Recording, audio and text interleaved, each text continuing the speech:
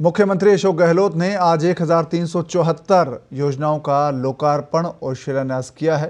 राज्य सरकार के 2 साल पूरे होने के उपलक्ष्य में प्रदेश को 10,805 करोड़ की सौगातें आज मुख्यमंत्री अशोक गहलोत ने दी है।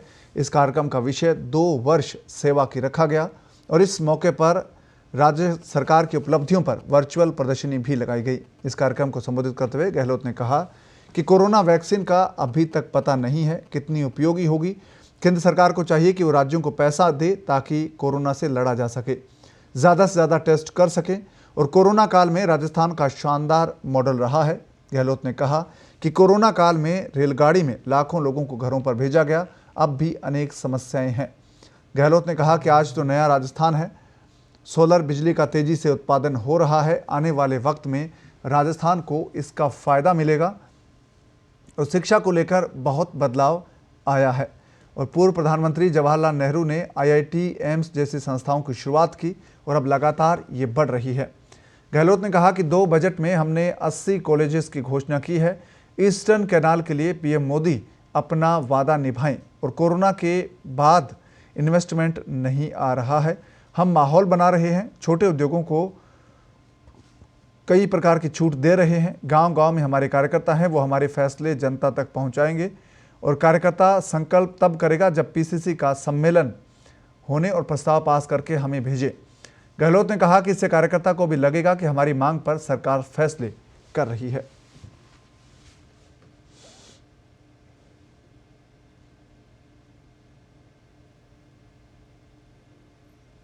ये निर्णय अपना आप में मैं समझता हूँ एक कमिटमेंट निभाना, पब्लिकली सरकार के साथ में जो हमारी ब्यूरोक्रेसी है उनको एक मैसेज देना कि सरकार का जो घोषणा पत्र है, जब चुनाव जीत के आए थे, वादे किए थे, वो हमारी प्रायोरिटी रहेगी। और मुझे खुशी है कि उसी रूप में तमाम कलेक्टर से लगा करके ब्यूरोक्रेसी के पास में मैनिफेस्टो की कॉपी पहुंची, कम पड़ गई तो प्रिंट हुई और वहां पहुंची। इस रूप में काम की शुरुआत हुई और अभी मालूम है कि जो वादे किए गए उन करीब 50% वादे हमने पूरे किए कम अरसे के 2 साल के अंदर, जबकि 2 साल के अंदर 6-7 महीने तो आपके बार बार कोड ऑफ कंडक्ट लागू हो जाता है। मार्च अप्रैल से कोविड-19 चल रहा है, लॉकडाउन था, उसके बावजूद भी प्रयास किए गए और इसी कारण संभव हुआ कि हम लोग करीब 50% वादे पूरे करने में कामयाब हुए। कोविड की स्थिति ऐसी बनी है जिसने हमें थोड़ा हिला के रख दिया, सब राज्यों को, केंद्र को भी। रेवेन्यू की स्थिति क्या मालूम है, केंद्र की स्थिति तो और भी बहुत बदतर होती जा रही है, क्योंकि अभी पिछली बार फिगर आए थे -23% GDP का। ऐसा आज तक इतिहास में आज़ादी की बात कभी नहीं हुआ। और चिंता पूरे देश को है, देशवासियों को है कि आने वाले वक्त में देश की अर्थव्यवस्था किस दिशा में जाएगी। मेरे कोविड के बारे में किसी को नहीं मालूम है कि कोविड का मिजाज, कोरोना का मिजाज क्या रहेगा आने वाले वक्त के अंदर। वैक्सीन भी आ रही है, वैक्सीन कितनी उपयोगी होगी, कितने लंबे समय तक इफेक्ट रहेगा उसका, इस पर भी किसी को कोई मालूम नहीं है पूरी दुनिया के अंदर। लॉकडाउन ने जिस प्रकार से और जिस प्रकार से कोरोना ने जो अर्थव्यवस्था को जो ध्वस्त किया है पूरे देश के अंदर, प्रदेश के अंदर, हम कई बार कहते हैं कि केंद्र के पास जो शक्ति हैं नोट छापने की भी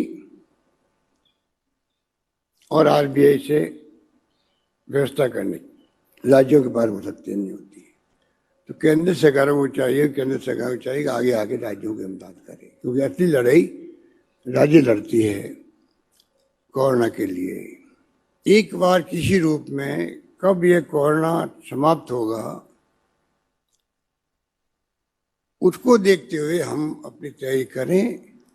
अभी अगर वैक्सीन आ रही है तो सरकार ने पूरी तरह तैयारी कर रखी है। वैक्सीन आए तो किस प्रकार जो गाइडलाइन बनेगी भारत सरकार की और राज्य सरकार की, उसके अकॉर्डिंग तो हम लोग लोगों को उसमें राहत पहुंचाएं।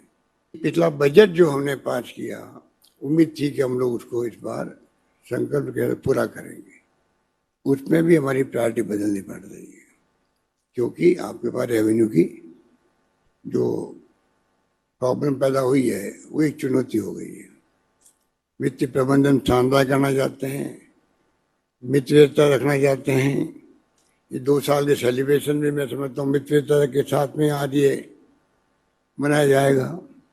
इस रूप में हम लोग चाहते हैं कि एक बार किसी रूप में कब ये कोरोना समाप्त होगा,